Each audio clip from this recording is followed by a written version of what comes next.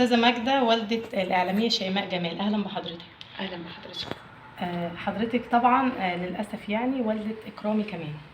إكرامي اسمه طبعا مرتبط بينا، مرتبط بأخته ومرتبط بأمه، مرتبط زي ما بيقولوا أسامي على الورق، لكن عاش في حضن أمه؟ لأ. عاش مع أخته والاتنين اتربوا واحد؟ لأ. اللي يدعي عليه والده إنه وصله للمراحل اللي هو فيها.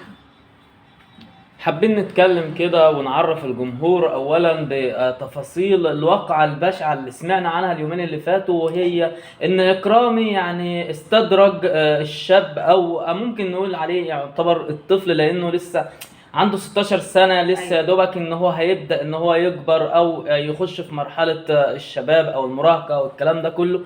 استدرجه واستدرج صغر سنه وخدوا وصوروا يعني سمعنا انه صوروا بقميص نوم او حاجة زي كده. يعني احنا عايزين نسمع التفاصيل كاملة من هذا الشخص اللي حاول يعمل البلوى والمصيبة دي كلها. قبل قميص النوم هو رفع عليه السلاح الابيض وعور الواد في كل حته في جسمه قبل قميص النوم. تمام؟ قبل قميص النوم. فهو استدرج الواد بيته على اساس هيديله حاجه، هيدي لخالته حاجه، الله اعلم. تمام؟ الواد طلع معاه. انا بلوم الواد برضو ان هو ايه اللي طلعك معاه وانت عارفه ان هو غبي. بعد ما قطع الواد بالمطوه راح ملبسه قميص نوم. طب يعني احنا هنا بنسأل، هل الواد طلع معاه بعد ما ضربه او هدده؟ يعني هل الواد طلع معاه بعد ما هدده ولا طلع معاه كعادي، يعني اللي هو استدرج الواد عشان؟ لا، هو طلع معاه عادي. عشان الواد لو كان حس بحاجه ما كانش طلع معاه، وممكن كانت الناس في الشارع نقزت الواد. الرايح والجاي مش هيقبل ان ده يرفع على ده سلاح وهيسيبوه. مش كده برضو؟ مش يمكن مثلا كان مثبته فخاف فطلع معاه بناء؟ لا، حتى لو ثبته في الشارع برضو الشارع كان هيحس وهيعرف، لكن هو استدرج الواد لحد ما خده بيته. طب يعني خد الولد ازاي من منطقته، ولا خده منين بالظبط؟ ما هو عارفه ان ده كان جوز خالته، ابو مكه، ابو البنت اللي يعتبر بنت خالته. فراح معاه، عارف مكانه فين. يمكن اكرامي راح له شغله، يمكن اكرامي راح له مكانه، الله اعلم. بس ازاي يعني؟ انا من تواصلي مع طليقة اكرامي، يعني هي عارفه ان اكرامي دايما بينوي الغدر او بينوي غدر الحاجات اللي هي مش كويسه. ازاي يعني ما نصحتش ابن اختها او قالت له لو جه قرب منك ابعد عنه او الكلام ده كله؟ يعني احنا حتى كنا طلعنا طريقة إكرامي في مداخلة هاتفية عندنا في قناة تلفزيون مصر، ويعتبر كان انفراد، وهي من بعدها متهيألي إن هي بدأت إن هي ما تطلعش وما تسجل. كانت بتخاف منه. بإرادتها ولا بإرادة؟ ما تتلمش، هي ما تتلمش. أولا هي ست وأنت شايف شكله عامل إزاي. فهي كانت خايفة منه، حتى خايفة منه كانت تديني أي معلومات. هي كانت خايفة منه. فهي ما تتلمش، ست طلعت نزلت يا ست. ازاي وصل لحضرتك الخبر وعرفتي منين؟ جاني الخبر من طليقته ام بنته، هي اللي وصلته لي حوالي الساعه 3 العصر. واول الخبر ما جاني انا بعت رساله بالخبر للمستشار اكرم سلام، عرفته لان هو غلط في اكرم سلام. اكرامي زاد نفسه، الشله الحقيره سلطوا اكرامي، راح شاتم المستشار اكرم سلام. اما شتم اكرم سلام انا ما خلصنيش. اول الخبر ما وصلني وجاني، فانا كتبت رساله للمستشار اكرم سلام ان اكرامي اتمسك في اسم مصر الجديده والتهمه بتاعته 1 2 3. ده الشتيمه دي سابقه يعني؟ هو حضرتك بلغتيه بناء على لا، هو كان شاتم اكرم سلام عن طريق التليفون بتاعه، اعمل له بس لاكرم سلام. طلع لايف يعني. فانا حبيت اعرف اكرم سلام ان اكرامي ممسوك، افرح زي ما انا فرحت فيه. متابعي قناة تلفزيون مصر، يعني كل محبين الحاجة ماجدة الحشاش، كل الناس برضو اللي كانت بتتكلم وبتقول ازاي هي بتتعامل مع ابنها بالطريقة دي، قلبها جاحد، قلبها فيه قسوة على ابنها، ازاي تتعامل مع ضناها كده. يعني يا ريت الناس كلها تعمل مشاركة لهذا البث المباشر علشان توصل حقيقته للناس اللي كانت متعاطفة معاه ضد هذه الأم المكلومة اللي يعني دفنت بنتها اللي كانت بتحبها اكتر من اي حد في الدنيا دي. يا ريت برضو نعمل لايك للفيديو ده علشان يوصل لاكبر عدد من الناس، عشان الحقيقة وحقيقة هذا الشخص تظهر للجميع، لكل اللي كان متعاطف معاه او كان حتى ضده. ممكن حضرتك بقى تكلمينا عن احساس الامومه ناحيته، اللي الناس كلها بتقول ازاي مثلا دي ام وازاي بتعمل كده مع ابنها والكلام لو عندها عيل او راجل، هو يتقال عليه راجل ما يتقالش عليه عيل، لان داخل في 40 سنه، مش كده؟ طبعا مش عيل. العيل ده اللي عمره 7 8 سنين لحد 11 سنه و12 سنه ما يسماش عيل، صح؟ بيبقى فاهم وعارف. لو عندك راجل قالك اللي ابني قالهولي، يبقى المفروض تحسي بيا.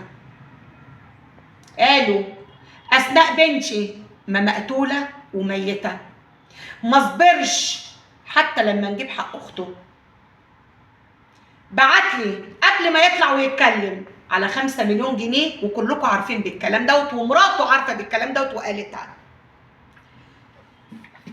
هل ده وقته؟ 5 مليون جنيه اجيبهم منين؟ ومع مين اصلا 5 مليون جنيه؟ انا مش معايا منهم حتى تمنهم. منين اجيبهم؟ غير ده وقته كمان مقابل اكرامي، عارفين ان هو كمان اذى حضرتك في عيلتك واسرتك كلها. أيوة. من قبل اصلا كل اتهجم على المشاكل اختي دي. وقلعها 3 فرد غوايش، واتهجم على شغالتي، فما كانش ينفع اصلا يعيش معايا او يخش بيتي من اصلا. وال5 مليون دول كانوا مقابل ايه يعني؟ بمقابل هو كان عايز يسكت؟ لا، هو كان عايز عربيه ام مقطوره بالثلاجات بتاعتها، اللي هي بتسافر لبنان تجيب تفاح من لبنان وتيجي، فيحطوا يبيعوا في سوق العبور. فكان عايز العربيه ديت على اساس ان هو طول عمره ما خدش حاجه، وشيماء النجمه وانا مخليها النجمه، الطقم بتلبسه ب5 6000 جنيه، القناص اللي لابساها، العربيه اللي راكباها، فكان عنده حتى الحقد من اخته. فهو شايفنا منظر، هو شايفنا منظر. انا العربيات اللي بركبها، انا البيت، انا الشقق، فنفكر لما يطلب 5 مليون جنيه فانا معايا 100 مليون جنيه. فقال الكلام دوت لجوز اختي، انا عايزه تجيب لي عربيه.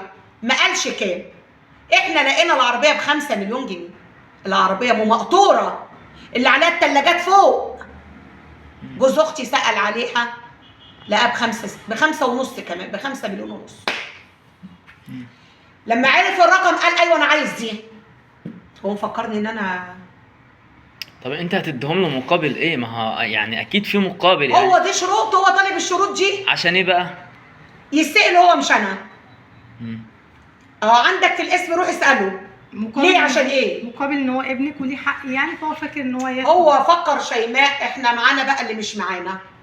مش تفكيره الحاجه تروح لدماغك تاني عشان يسكت، لا.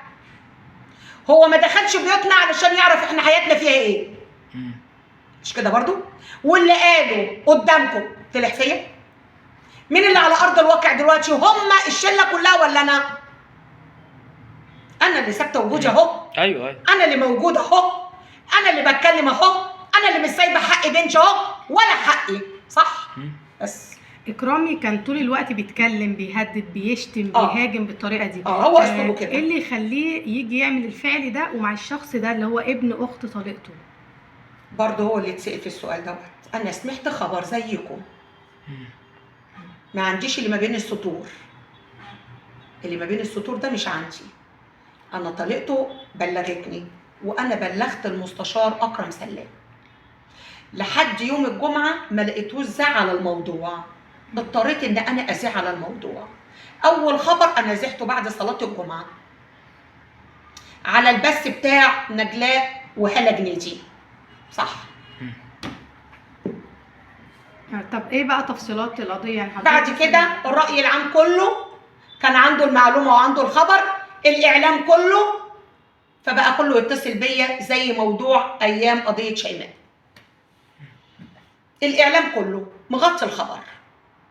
شكرا ليكم.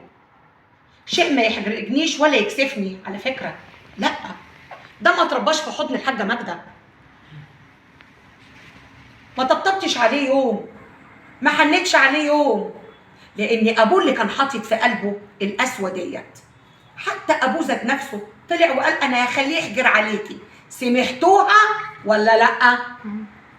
ما بجيبش انا كلام من عندي، مش الحاجه ماجده اللي تزود في كلمه ولا تنقص في كلمه، لا، اللي هم قالوه انا برد عليهم بيه. مش هو اكرامي ذات نفسه قال لي انا هاخدك في شنطه عربيتي؟ قالها ولا ما قالهاش؟ قال مش كده برضو؟ انا بقولها من عندي ولا هو اللي قالها؟ قعدك في بيتك. هاخدك وعايز الحكومه تديني حاجاتها كلها. مش خطب النائب العام ان يديله حاجتي كلها؟ صح؟ يعني معناتها باصص ليه؟ ما هو المعنى انت تركب الكلام والحديث واديك المصروف. شوف ربنا هدفه فين، شوف ربنا وداه فين. ويمكرون ويمكر الله والله خير شوف بس ربك 2 من العصابه، ال7 العصابه 2 منهم ابرز 2 اعلاميا، احمد رجب اكرامي، سقطوا. لسه ال5. انت سمعت عن الواقعة بتاعت بورسعيد؟ لسه ال5. سمعت عن الواقعة بتاعت بورسعيد؟ ال5 جايين ورا بعض. سمعت عن الواقعة بتاعت بورسعيد؟ لا. بما انك مكلومة ويعني ابنك بيعمل كده، سمعتيش عن البنت اللي قتلت امها وهي بين احضان عاشقها؟ ياه، طب في كده؟ طب ورمت عليها ميه سخنه بعد ما ماتت قدامها علشان تتاكد ان كانت ميته او عايشه. وفي ناس طلعت بتبرر لها ان هي ما عملتش الجريمه، بس سكتت علشان الفضيحه، وان هي يعني فقدت اغلى. انا عايزه اقول للناس، مش عايزه اقول للقتاله القتله الخاينه،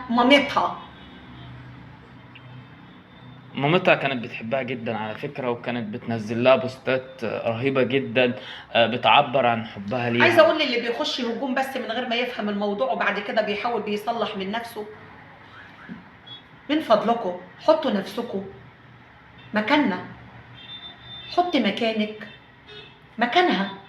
هل ينفع تعملي في امك كده؟ هترد عليا وتقول لي لا. طب هل ينفع ابنك يعمل فيكي زي اكرامي ما عمل فيا؟